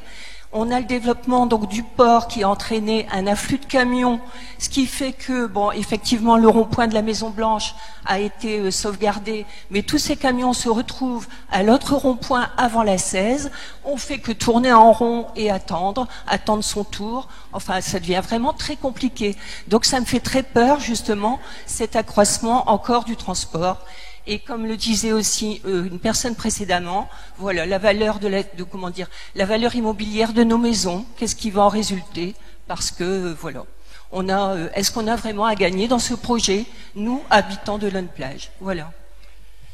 Bien. Est-ce qu'il y a d'autres intervenants? Vous, monsieur, vous n'êtes pas intervenu encore? Ah, je vous en prie. C'est parfait. Donc, je vous en prie, monsieur. Oui, monsieur Lasseille. Alors j'ai longtemps habité à Gravelines et maintenant à l'On-Plage, et c'est vrai que ces deux villes font d'énormes efforts pour qu'on ait un cadre de vie agréable. Alors c'est vrai que ce projet fait peur, et c'est vrai qu'on a du mal à croire ce qu'on nous dit, surtout qu'il y a un autre projet, le projet Baltique, mais maintenant j'attends que monsieur le syndicaliste, ça va venir perturber ses loisirs. Alors peut-être que ils feront grève pour que ça arrive de l'autre côté. Non, il a dit l'inverse. Il a dit exactement l'inverse. Qu'ils l'ont. Mais je suis syndicaliste, hein, je peux comprendre, mais d'un autre côté, bon, allez-y. On sent que, bon, maintenant, vous nous dites que vous avez pris d'énormes garanties pour faire en sorte que tout se passe bien, que les bateaux soient propres, que les camions soient propres, que ça va marcher à l'électrique. Bon, c'est le général de Gaulle qui disait que les Français étaient des veaux. Là, je trouve que c'est quand même un peu exagéré. Alors peut-être qu'on mettra en route les éoliennes pour faire souffler le vent de l'autre côté, mais c'est Gravelines qui va tout prendre. Qu'est-ce qui nous garantit que vous allez avoir la possibilité à un moment de dire, bah écoutez, au niveau des camions c'est pas possible, au niveau des routes c'est pas possible, au niveau de la poussière il y aura une ceinture verte, ok, mais la poussière elle va peut-être passer par au-dessus. On le voit bien à Gravelines avec ils ont mis des tas d'arbres et pourtant la poussière passe quand même par au-dessus. Donc qu'est-ce qui nous garantit qu'au bout de tout ça, il y aura quand même un organisme de contrôle qui va pas uniquement contrôler, mais aussi taper sur la table en disant non, là c'est pas possible. Bien, voilà une question claire, nette et précise qui, dans le temps qui nous est imparti, on entend les réponses. Je vous redonne la parole, mais qui d'autre il n'a pas encore pris la parole et non. Voilà. Allez-y. Alors je vous ferai. Allons-y. Sachant que sur question d'emploi, je vous invite, comme vous êtes déjà d'ailleurs inscrit, à venir au séminaire emploi qui va travailler, décortiquer chiffre après chiffre, affirmation après affirmation, et travailler un peu aux conditions pour lesquelles tout ça se pose. Hein. Voilà. Rendez-vous. Alors allez-y. Très bien. Ah oui, c'est vrai, vous aviez cette idée. Non, c'est important. Allez-y, monsieur. Bonsoir, je suis monsieur Bosquet, habitant de l'On-Plage depuis 7 ans. Donc déjà, il y a 7 ans, quand j'ai fait construire, on m'aurait dit qu'il y aurait eu ce projet-là, je ne serais pas venu ici, déjà d'une. Ensuite, à l'heure actuelle, on a déjà un gros problème, comme madame disait, pour accéder à nos quartiers vis-à-vis des camions. Il y a des camions qui sont garés sur les bandes d'arrêt d'urgence pour accéder à la A16. On ne fait rien à l'heure actuelle, même si monsieur le maire, c'est pas notre commune, c'est côté Krawick, ainsi de suite. Mais bon, le maire de Krawick, du coup, je ne sais pas ce qu'il fait, mais bon, il faudrait peut-être qu'il intervienne. Voilà. Je m'excuse, monsieur. Donc la parole vous sera donnée, monsieur. Non, je m'excuse. À la fin, ils ont été interpellés. Je m'excuse, mais si vous voulez, je peux vous prendre dans ma voiture, je vous amène là-bas. Moi, les camions n'ont pas à s'arrêter là. J'ai rien contre les chauffeurs qui sont fatigués, quoi que ce soit, mais déjà, premièrement, à l'heure actuelle, ils n'ont rien à faire là. Qu'est-ce que vous ferez quand il y aura 5 ou 6 fois plus de camions? Alors, en sachant que, d'après ce que j'ai pu comprendre, l'accès routier va se faire encore une fois à ce rond-point-là, donc ça va être encore pire que maintenant. Quand il y a un ferry qui arrive, vous avez une ligne, vous n'arrivez même pas à accéder à la A16, donc qu'est-ce que vous ferez à ce moment-là? Moi, juste, je parle sous le contrôle de mon secrétaire général, là, je pense que ça serait bien ça serait bien qu'on aille arpenter un peu, qu'on aille regarder. Alors, je ne sais pas si c'est avec vous, monsieur le directeur, mais est-ce que, monsieur le secrétaire général, est-ce qu'on pourrait imaginer que la commission aille sur place, regarde, arpente, note les endroits où les gens disent qu'il y a des bouchons, enfin, qu'on fasse un petit travail, évidemment inaugural, on ne va pas régler le problème, mais ça peut être...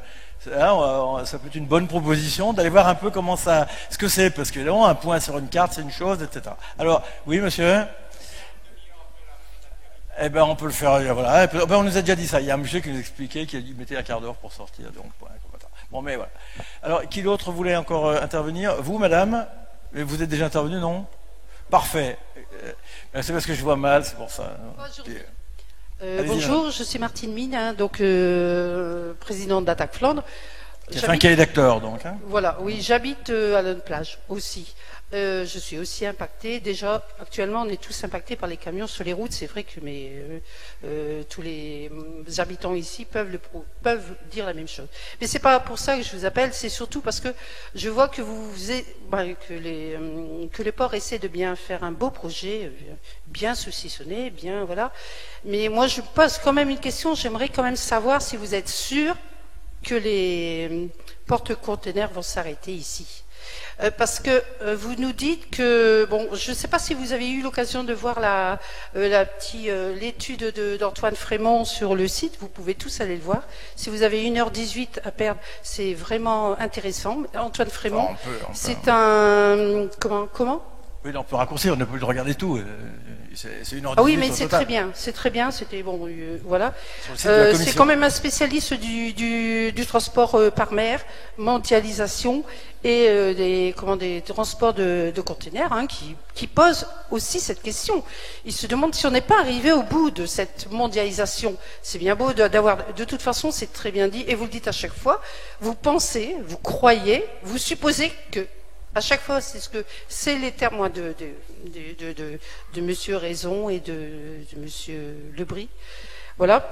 Et puis, je tiens aussi à dire que les autres ports ne restent pas inactifs à côté. Hein. On pense qu'on est tout seul à faire des travaux ici, mais non, hein, les Belges, ça fait 15 ans qu'ils ont fait les travaux. Hein.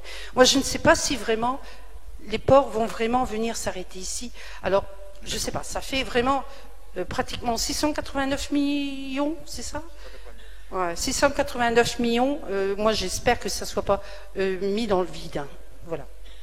Bien, quelques réponses peut-être sur des sujets qui ont été abordés. Monsieur Raison, je les ai notés, donc je vous laisse commencer, mais je ne manquerai pas de vous interpeller si... Je commence par la fin.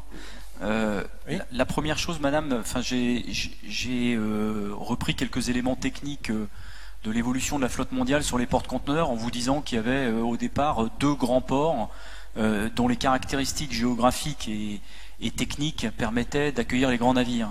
Alors certes, on peut toujours essayer de draguer l'Escaut de plus en plus profond, on peut essayer de draguer la Tamise de plus en plus profond, mais naturellement, que ce soit à Dunkerque ou à Rotterdam, sur ce plan-là, nous avons un avantage. Alors c'est vrai que ça ne fait pas tout, les infrastructures ne font pas tout, vous avez parfaitement raison, et c'est bien l'activité commerciale du port, c'est bien la place portuaire dunkerquoise qui ira chercher ces trafics. Les armateurs ne viennent pas pour rien.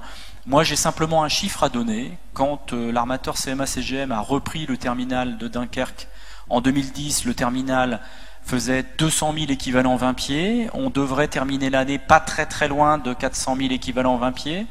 Donc ça veut dire que l'armateur en question nous fait confiance et d'autres aussi, donc ça veut dire que les bateaux arrivent déjà et ça fait 6 ans que nous avons repris une activité sur le conteneur. Ça c'est le premier point, donc je pense qu'effectivement, mais vous avez raison, il y a des suppositions, il y a des hypothèses. Alors pour vous rassurer quand même, par rapport aux investissements sur le port, c'est que dans tous les cas, et vous l'avez lu dans le dossier, les travaux ne seront engagés que si et seulement si le résultat de trafic sur le terminal atteint au moins un trafic minimum. On ne va pas dépenser de l'argent si les compagnies maritimes ne viennent pas d'ores et déjà, pas faire dépenser de l'argent public pour rien. Donc ça c'est un élément relativement fort. Donc il y a 2 effets cliquets. Il y a un premier effet cliquet à 600 000 équivalents 20 pieds. Il y a un deuxième effet cliquet sur la première partie de terminal complémentaire à 1,5 million d'équivalents 20 pieds. Donc on n'investira pas n'importe quoi, n'importe comment si les résultats ne sont pas là. Moi, je voulais répondre à la question sur le fluvial. Il y a une dame qui a posé une question sur le fluvial, hein, qui était là-bas au fond.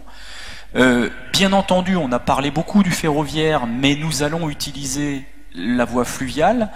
Nous l'utilisons assez fortement depuis plus de 2 ans, puisque nous avons mis en place, là aussi, de façon un peu ambitieuse, une mesure sur le report vers le fleuve des conteneurs. Donc nous espérons, et les tendances le montrent, que de plus en plus de conteneurs seront transportés par cette voie fluviale. Nous n'avons pas d'investissement particulier à faire en complément. La capacité sur le réseau fluvial est de l'ordre de 13 millions supplémentaires, 13 millions de tonnes supplémentaires. Donc nous pouvons aussi faire du report modal sur le fluvial. Alors après, sur les questions de qualité de vie, moi j'entends bien vos préoccupations, j'ai les mêmes au quotidien. Nous essayons effectivement de faire le maximum. Nous sommes engagés dans un processus où nous avons un accompagnement particulier au territoire. Nous avons signé avec la communauté urbaine de Dunkerque une convention pluriannuelle de partenariat. Cette convention de partenariat, elle concerne tous les thèmes et elle concerne l'environnement aussi de façon majeure. Alors je laisserai Monsieur Henbert, le maire de Créwick, vous répondre sur Eurofret, puisque la question des camions sur Eurofret elle lui a été directement posée. Il y a 2 réponses, hein. Il y a une réponse réglementaire de l'État, il y a une réponse sur les outils complémentaires de stockage des poids lourds. Ça aussi, on y travaille. Voilà, je ne sais pas si j'ai répondu à toutes les questions, Président. Par exemple, vous dites, on va faire une phase, et puis on va faire une deuxième phase. Et cette deuxième phase, elle est liée au nombre de conteneurs qui arrivent, et vous avez ajouté une autre fois, je crois, au fait qu'il y a un deuxième opérateur, le cas échéant, qui apparaisse. Oui, bien sûr. Voilà. En fait, est-ce que vous intégrez dans le passage de la phase 1 à la phase 2 ce que donc on appelle en gros l'acceptation des citoyens, la vérification par les citoyens que l'environnement a été. Comment, vous voyez, et pas seulement les organismes, ceux-ci ou ceux-là, qui sont très respectables, hein, ceux qui mesurent l'air, mais je parle du citoyen, quoi. Voilà, les gens qui sont là, quoi, qui disent ma maison, mon bruit, mais voilà, ce que ma vue, comment ça se fait, quoi. Je veux dire, il y a ça autour, je le dis, des incinérateurs, des centres de stockage. Comment le citoyen lambda, pardonnez, les citoyens lambda vont me pardonner ça, mais ils vont être associés à la vérification de l'ensemble des éléments qui sont dits. C'est ça le sujet du débat. Monsieur le Président, moi, je fais plus ce job si à la fin les gens me disent, monsieur, vous... Monsieur le Président, je ne vous ferai pas l'outrage de vous dire que 2 choses. La première, on est dans un état de droit, et donc nous, on est soumis à un certain nombre de processus administratifs, réglementaires, la loi, les décrets, etc. Et donc on va entrer, si la décision est positive de la part du maître d'ouvrage, on va entrer dans un processus d'autorisation. Donc on va passer après par une phase d'enquête publique, là aussi où les citoyens pourront se positionner sur les dossiers. Moi je rappelle une seule chose, hein. Sur les 3 dernières enquêtes publiques qu'on a menées sur le territoire, on a eu entre 2 et 3 avis déposés par le public. Hein, l'enquête sur le quai de Flandre, on a eu 3 avis, et l'enquête sur le quai de Flandre étendu, on a eu 2 avis. C'est ce que nous a rapporté le commissaire enquêteur, monsieur. Enfin, on peut vérifier. Allez-y.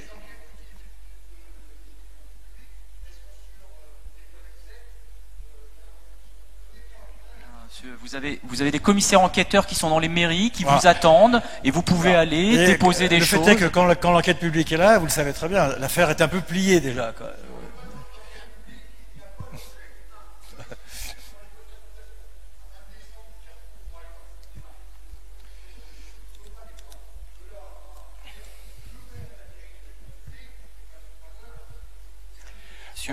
Monsieur, si vous lisez c'est pas la critique principale qu'on puisse faire sur le sérieux. C'est pas, hein, je vous en prie.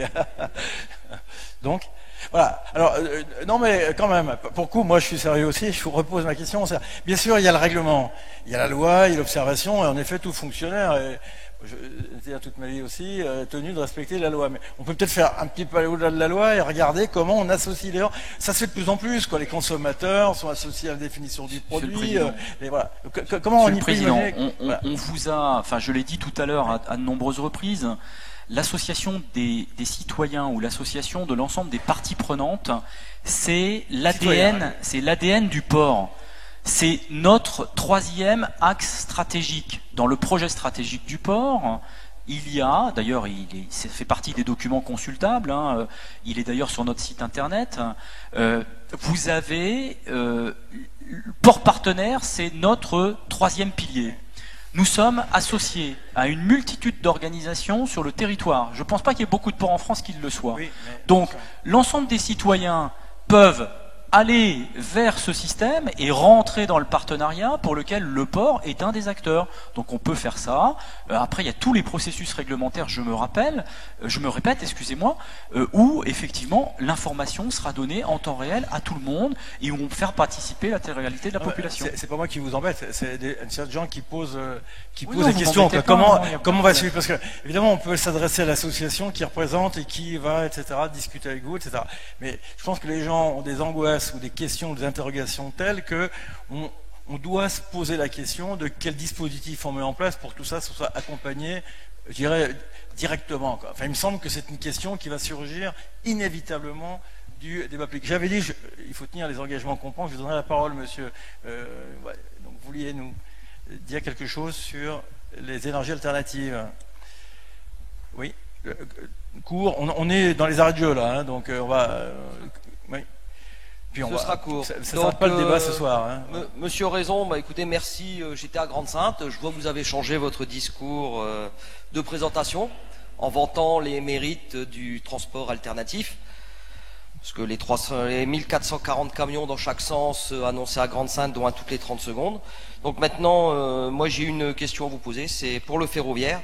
Est-ce que vous avez intention de faire travailler quelle entreprise, notamment l'entreprise publique qui est un EPIC exactement comme vous au niveau du Grand Port, ou utiliser des entreprises ferroviaires low cost qui ne sont ni fiables ni sécuritaires? Alors, il y a une question de l'annexe. Est-ce que vous êtes au taquet sur les chiffres que vous annoncez de transport par le fer?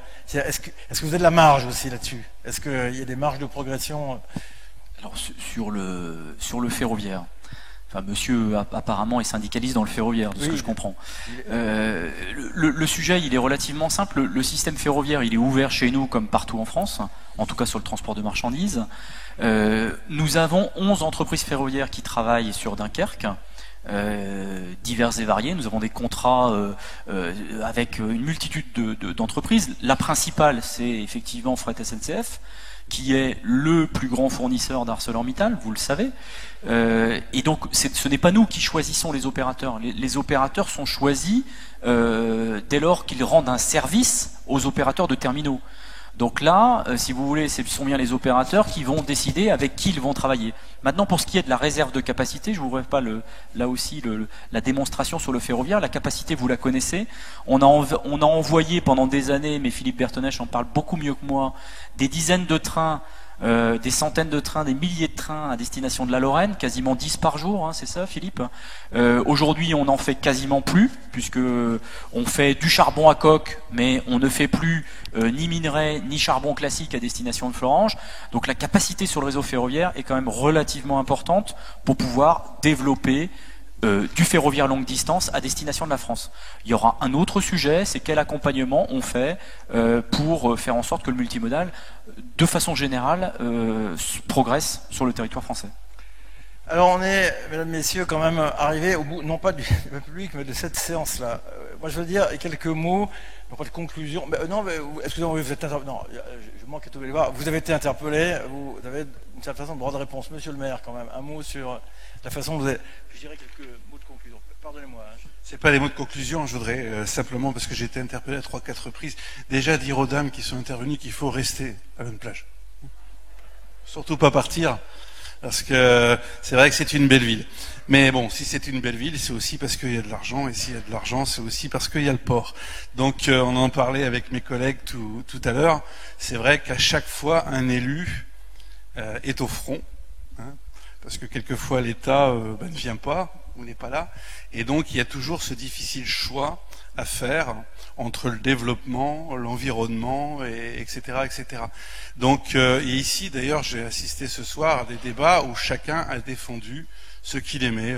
Le port a défendu le port, les entreprises portuaires, l'économie, Franck a défendu les dockers et l'activité du port, et les écologistes ont défendu l'environnement, et chacun a fait son truc, et nous, on est au bout de la chaîne, on doit toujours faire ce choix entre ces différents facteurs. Si demain on ne bouge plus et qu'il n'y a plus de boulot sur le port de Dunkerque, ça sera de la faute des élus. Je le dis à chaque fois. Si demain il y a le port qui se développe et qu'il y a un peu plus de pollution, ce sera la faute des élus. Donc nous on essaye de jouer avec tout ça, de faire développer. Nous, si on a pu développer la ville de Lonneplage comme ça, c'est parce qu'il y avait des activités portuaires. Sinon, il y a 50 ans, quand le port n'existait pas, c'était 2000 habitants et toutes les rues n'étaient pas goudronnées. Et donc, pour la plupart, ceux qui sont là depuis 25-30 ans, ils ne seraient pas venus à Lonneplage. Déjà, parce qu'il n'y avait pas de boulot. Et ensuite, d'ailleurs, tous les Launois étaient pour la grande majorité des Launois, ils travaillaient dans les champs et dans les chicorées. Donc, il faut toujours se rappeler de ça. Lonneplage a pu se développer parce qu'à un moment, il y a des gens, il y a un peu plus de 50 ans, ont décidé de faire un port. Moi, j'avoue franchement que j'ai rien demandé et que j'adorais ma plage. Et d'ailleurs, quand j'étais tout jeune, je partais de chez moi à la plage sans traverser une route, une voie de chemin de fer ou n'importe quoi. Donc c'était aussi intéressant. Sauf que sans doute, aujourd'hui, je n'habiterai plus Lonneplage. Parce qu'il n'y avait pas de boulot. Je ne serai donc pas maire de Lonneplage. Donc on est à chaque fois en train de choisir entre ça. Moi, en 2016, j'avais invité toute la population à venir nous aider à faire des économies parce que l'État nous prend toujours de l'argent.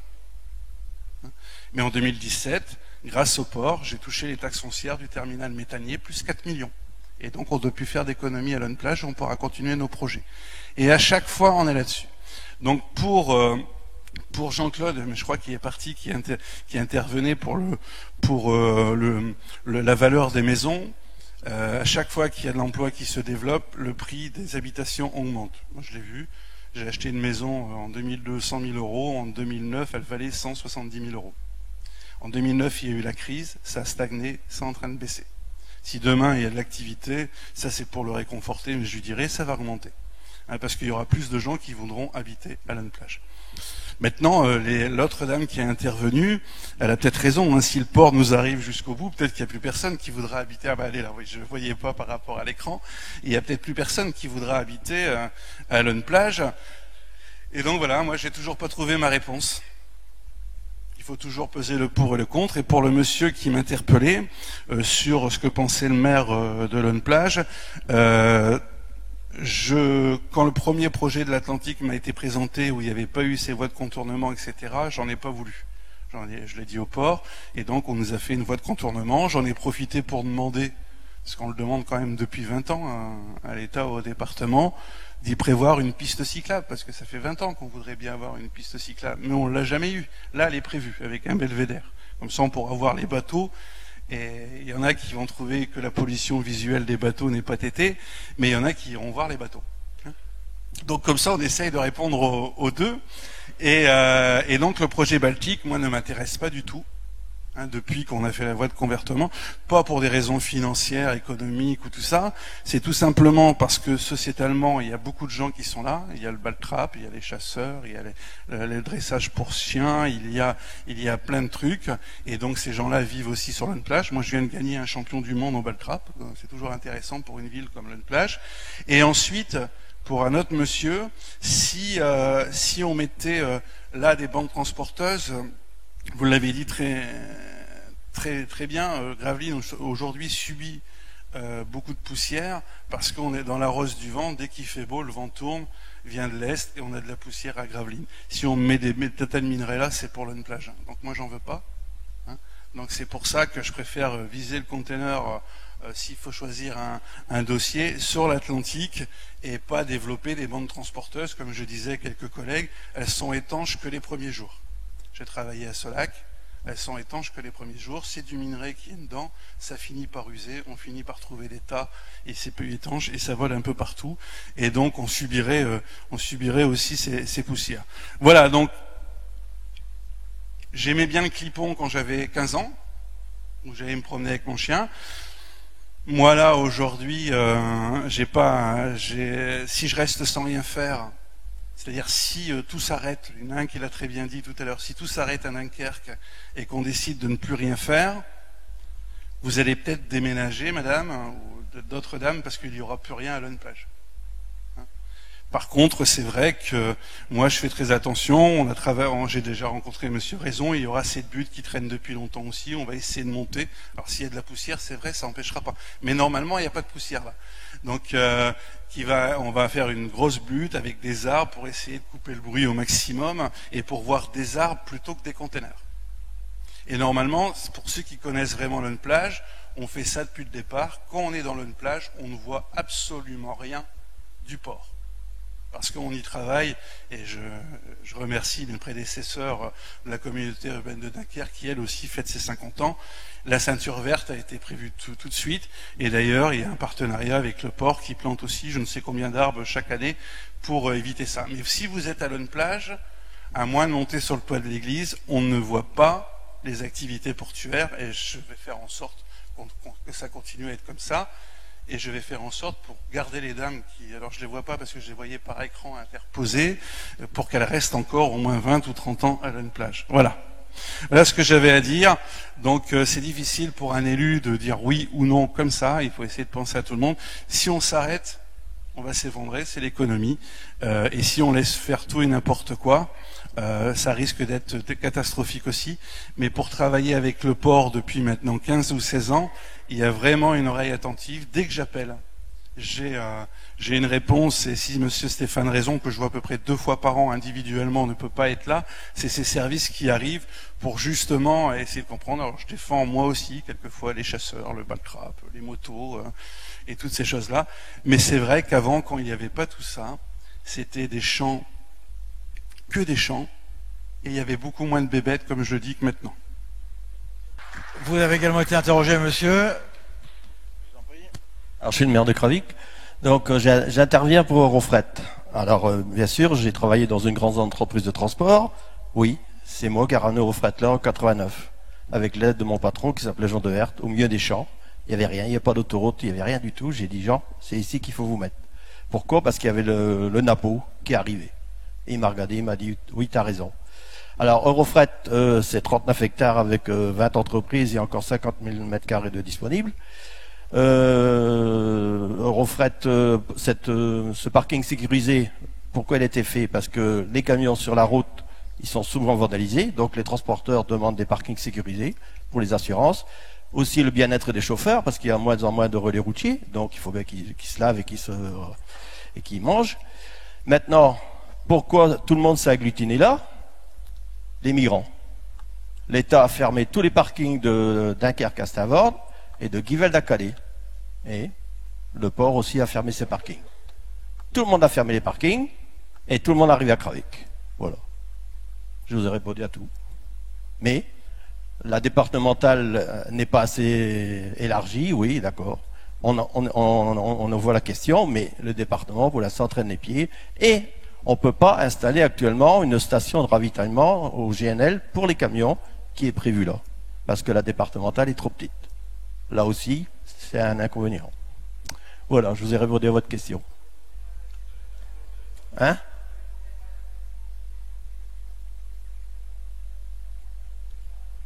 Ben parce que quand le parking il est plein et que tous les parkings sur l'autoroute sont fermés, il se met tout. C'est pas moi.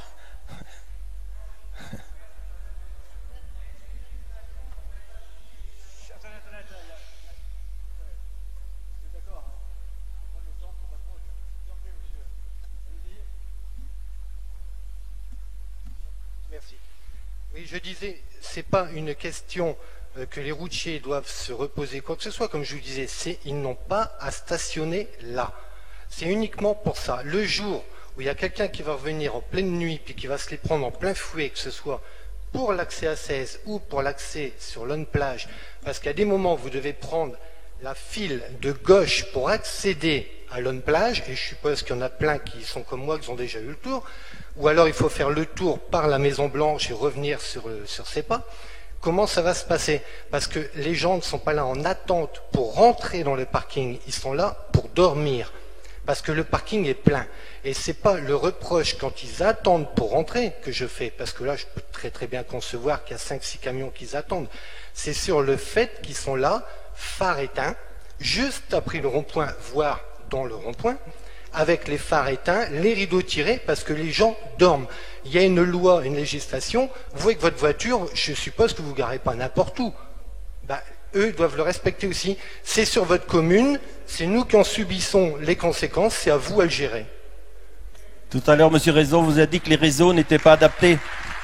Ben, la départementale n'est pas adaptée, mais je vous ai dit, tous les parkings sont fermés sur les autoroutes, ainsi qu'au port, à cause des migrants. Et donc, tout le monde arrive là. Et vous faites comment?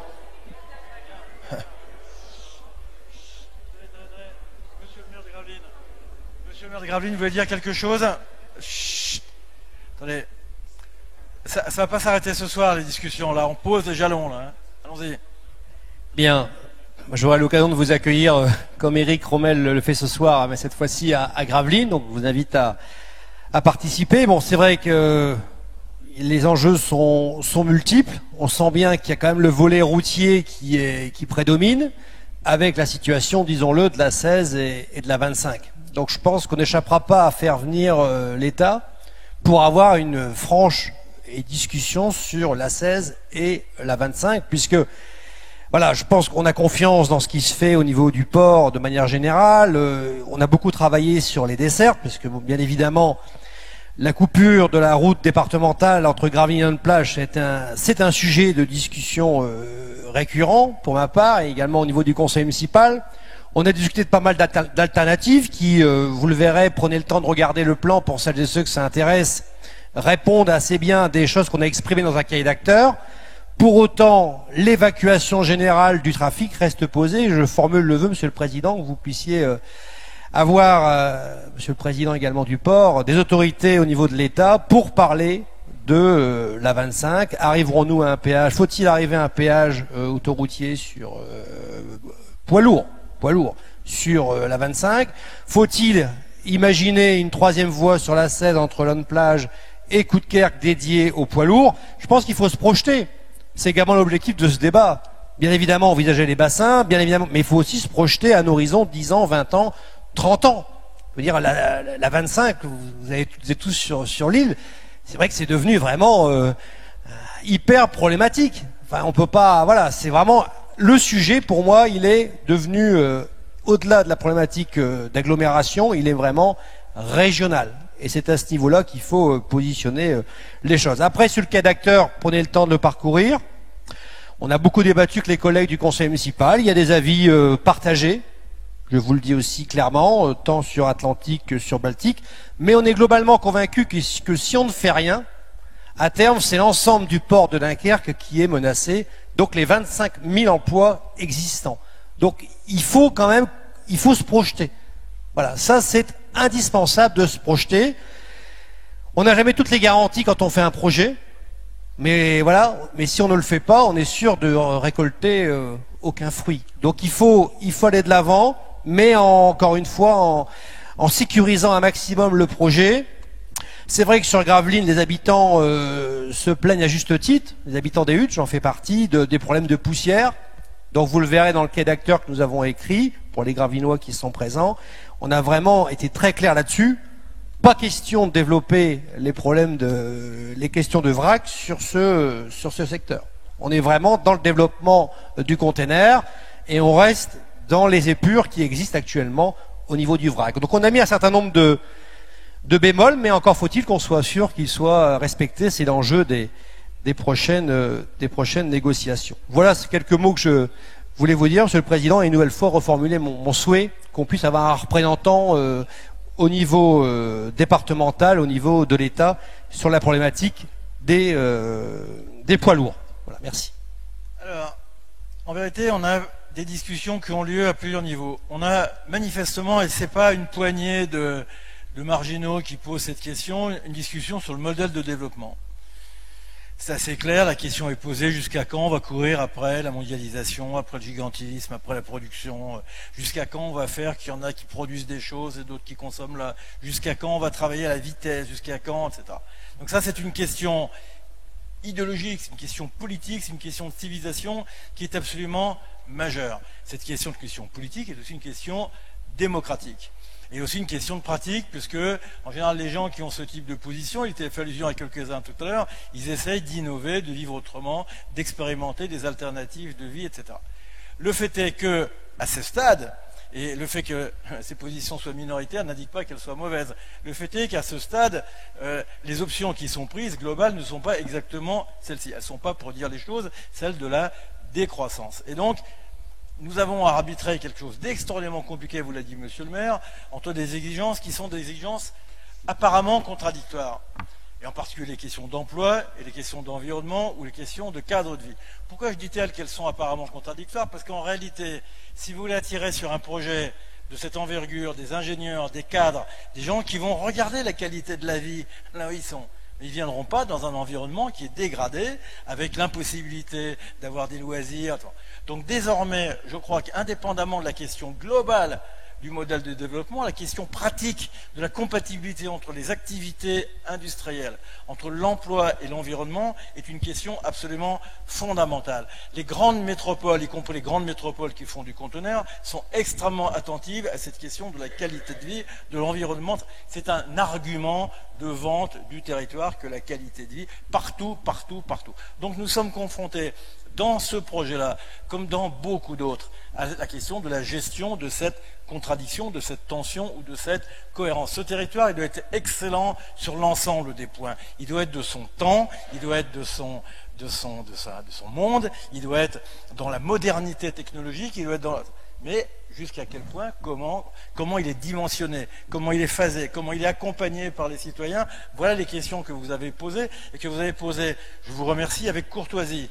Parce que vous en avez gros pour un certain nombre d'entre vous, d'autres sont très optimistes et très chaleureux et très positifs pour le projet, vous en avez gros sur la patate, donc vous l'avez fait courtoisie, et les uns ont respecté les autres, je vous en remercie. Néanmoins, les questions qui ont été posées, dans le cadre général que j'ai dit, dans le cadre concret, parce que c'est des sujets concrets, c'est-à-dire qu'après tout, on pourra examiner qu'est-ce qu'il en est de la pollution de l'air ici, est-ce qu'elle en serait si on peut examiner ce qu'il en est concrètement de la question de la lumière. Donc nous avons à créer des enceintes, des lieux, des espaces dans lesquels on va travailler concrètement, parce que l'on était au début de l'affaire, concrètement dans la suite sur ces questions-là. Sur l'emploi, nous aurons ce premier travail sur le séminaire qui est avec les syndicalistes, avec les spécialistes de l'emploi, et sur la formation qui est posée dans le cadre du débat public. Je vous annonce ce soir que nous ferons un deuxième atelier, c'est inévitable. Moi, en tant que président de la commission, je ne peux pas, sur les sujets routiers. Ça, il est inévitable que l'ADREAL, la préfecture, etc., viennent nous dire, parce que le port peut bien porter toute la misère du monde, mais ou tous les problèmes du monde, il y a un moment donné où il y a aussi des limites. Le débat, c'est pas entre vous et le port. Le débat, c'est que fait l'État, que fait la région, que fait le département. Donc moi, je suis très sensible aux sollicitations qui ont vu. Nous ferons un atelier concrètement sur ces questions. Nous regarderons les points noirs où ça bouge, et nous ferons par ailleurs l'arpentage. D'ailleurs, peut-être qu'on pourrait faire un arpentage commun, Gravelines, Laune-Plage, parce qu'il n'y a pas non plus de raison d'opposer les villes les unes par rapport aux autres. Donc il faut qu'on regarde ça. Donc voilà, mesdames, messieurs, j'ajoute que, donc on va continuer, je vous invite, comme pour vous conforter vos opinions, à aller voir, en effet, ça a été dit, les expertises qui ont été mises sur notre site, qui confortent parfois, et même assez souvent, les propos du port, mais qui parfois les incitent à un peu de prudence et de relativisation. Donc on ne peut pas, sur un sujet aussi lourd, à 600 millions d'euros, à 700 millions d'euros, on ne peut pas... il faut maintenant aller voir, regarder les dossiers, examiner les sujets concrètement le plus près. Et je renouvelle mon appel. Je suis absolument certain, par expérience, qu'il ne suffira pas de dire qu'on mobilise les administrations les unes à côté des autres. Si on ne va pas voir les gens concrètement, les vrais gens, comme disait l'autre, pour s'occuper de ces sujets, on aura du mal à aller plus loin. Je vous remercie de votre patience et de votre passion. Bonne soirée.